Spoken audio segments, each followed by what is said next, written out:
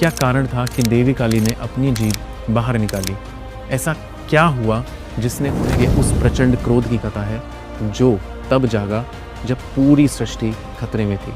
ये सिर्फ क्रोध नहीं था, ये एक दिव्य रणनीति थी, एक ऐसा कदम जिसने अराजकता की।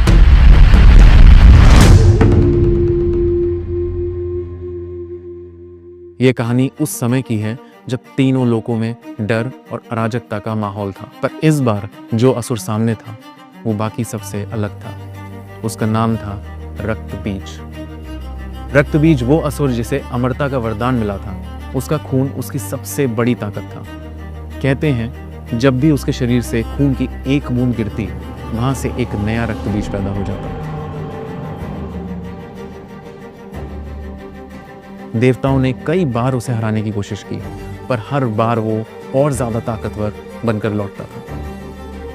अंत में देवताओं ने हार मान ली और महादेव की शरण में पहुंच गए। शिव गहरे ध्यान में थे, पर मां पार्वती ने उनकी पुकार सुनी। उन्होंने देवताओं से कहा, अब आ गया है कि शक्ति अपने सबसे प्रचंड रूप में प्रकट हो। मां पार्वती ने अपनी शक्ति को अपने अंदर से बाहर निकाला। उसी पल महाकाली का जन्म हुआ।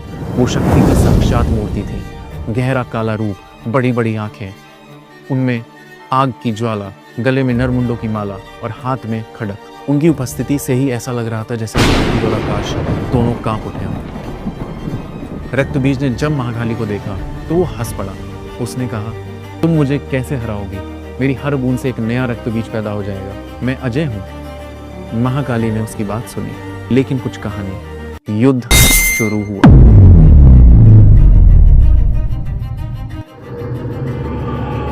रक्तबीज ने अपनी पूरी ताकत लगाई। हर वार के साथ उसकी खून की बूंदें जमीन पर गिरती और हर बूंद से एक नया रक्तबीज पैदा होता।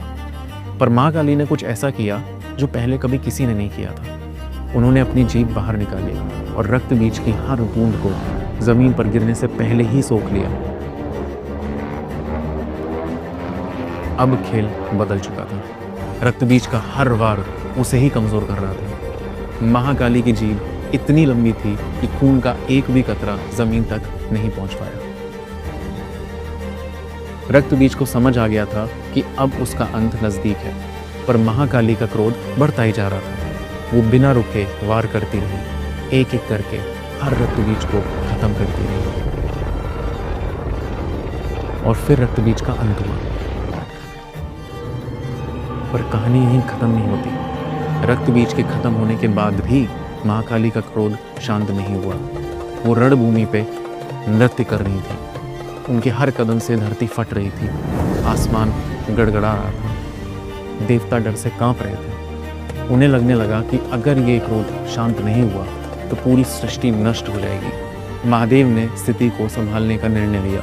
वो काली माँ के रास्ते में लेट गए। जब काली माँ का पाँव महादेव के सीने पर पड़ा, वो अचानक ठहर गई। उनकी आंखों में बदलाव आया। उन्हें एहसास हुआ कि उनका क्रोध सृष्टि के लिए खतरा बन सकता है। महाकाली ने अपने क्रोध को शांत किया और उनका रूप फिर से मां पार्वती में बदल गया। ये सिर्फ एक कहानी नहीं है, ये कहानी हमें सिखाती है कि जब अधर्म अपनी सीमा पार करता है तो शक्ति खुद प्रकट होती है। महाकाली का संदेश साफ है,